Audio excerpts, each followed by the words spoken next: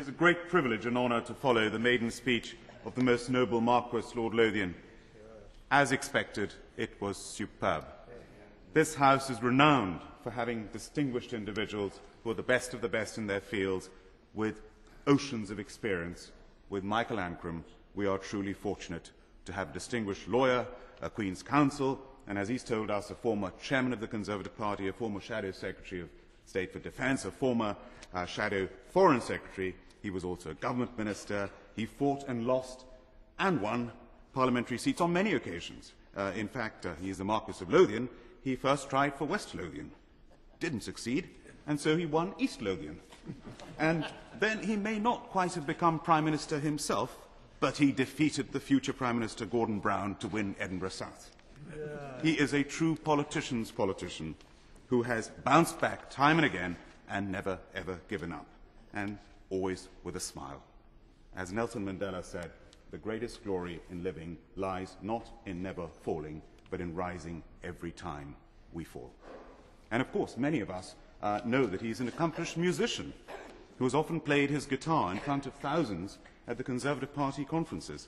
I'm afraid we couldn't break with 800 years of tradition and allow the noble lordship to use a guitar to accompany his maiden speech, but we look forward over the coming years that he will certainly be music to our ears. Yeah.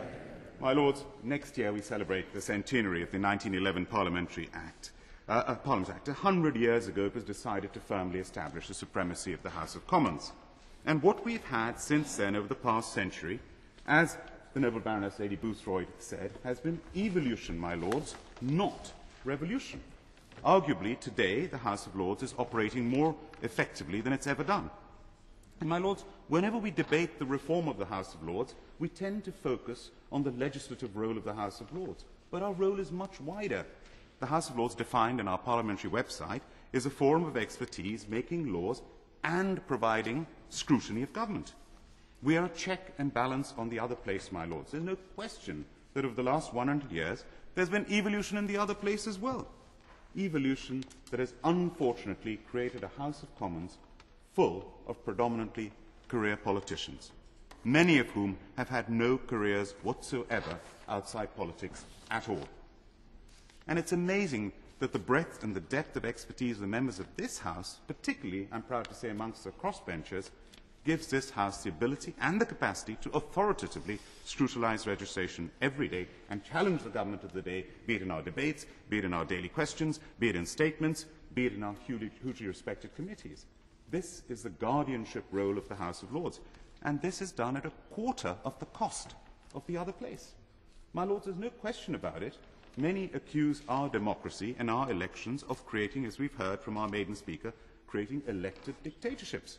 Many feel that the government has become too powerful, and many feel that the government of the day, through the whipping system, can always have its own way by the majority that it holds in the House of Commons, as the most noble Marquess Lord Lothian just pointed out. My Lords, I remember in my days in the Cambridge Union, the classic motion that we debated at least once a year: this House has no confidence in Her Majesty's government. Well, my Lords, in the real world, how often does the government lose a vote of confidence? You can count the times it's rarely happened. So who is there to credibly challenge the power of government? It's the role of this House, the House of Lords, to do it in a way that is independent and with an objective frame of mind. And I admire the noble Lord Steele for persevering with this bill, maybe nth time lucky. The reforms he is suggesting are certainly worthy of consideration, and in particular, making the House of Lords Appointments Commission a statutory commission. But most importantly, this bill is about evolution, not revolution. There was a debate last week, as your lordships know, arranged by the independent crossbench peers, and I would like to thank and congratulate our convener, the noble Baroness Lady de Souza, and her team for arranging this debate at the Royal Opera House with Intelligence Squared. This was a public debate, my Lords, and at the beginning of the debate, the chairman, Nick Gowing, took a vote, a show of hands, of the audience's views before the debate motion. The motion was: an elected House of Lords will be bad for British democracy. And to quote him, at the show of hands in the beginning, it was 1/3, 1/3, 1/3, for, against, and undecided. Maybe a little bit of a bias for those for the motion. At the end of the debate, with several speakers and questions, with the show of hands, his conclusion was that the show of hands had moved towards a motion. This is what I found time and again whenever I've conducted my own straw polls with members of the public. They initially say they prefer an elected House of Lords because it feels and it sounds more democratic. But when you explain the role, the function, the composition of the House, they invariably change their minds and prefer for it to stay appointed. This is exactly what happened in the Royal Opera House debate last week. And this is in spite of superb contributions from, for example, from the noble Lord Adonis, who surprisingly said that the House of Lords was toothless. Well, my lords, if we're toothless, why are 40% of our amendments accepted by the House of Commons?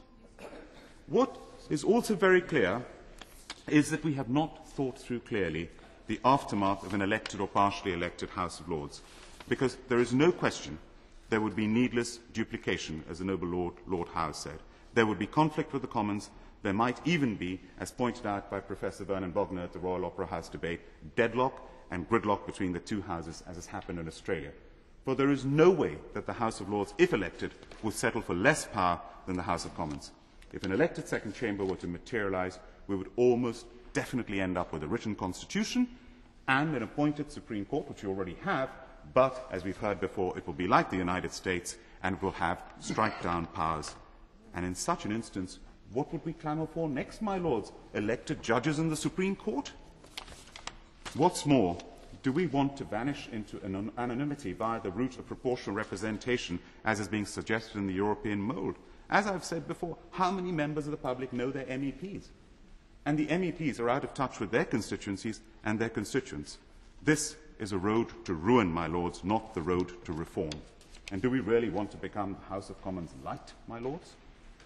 This country is unique in the way that we do not have a written constitution. This country is unique in a way that our democracy has evolved over centuries. We are regarded as a mother of parliaments around the world, and regardless of all the scandals, we are still one of the most respected parliaments in the world. We do not have to copy anyone. Let's not throw the baby out with the bathwater. Let us, as the bill suggests, strengthen our appointment system, strengthen our independence, strengthen our expertise, and strengthen our ability to fearlessly and unwaveringly question and challenge and hold to account the government of the day every day. To conclude, my lords, I'm really proud to serve as a member of this House. It brings out the best in Britain, and this House is the best for Britain. We are in many ways the guardian of the nation. This unelected chamber is ironically the cornerstone of our democracy. And only through evolution, my lords, not revolution, will we be able to continue to protect fairness and justice and freedom and liberty of our great nation.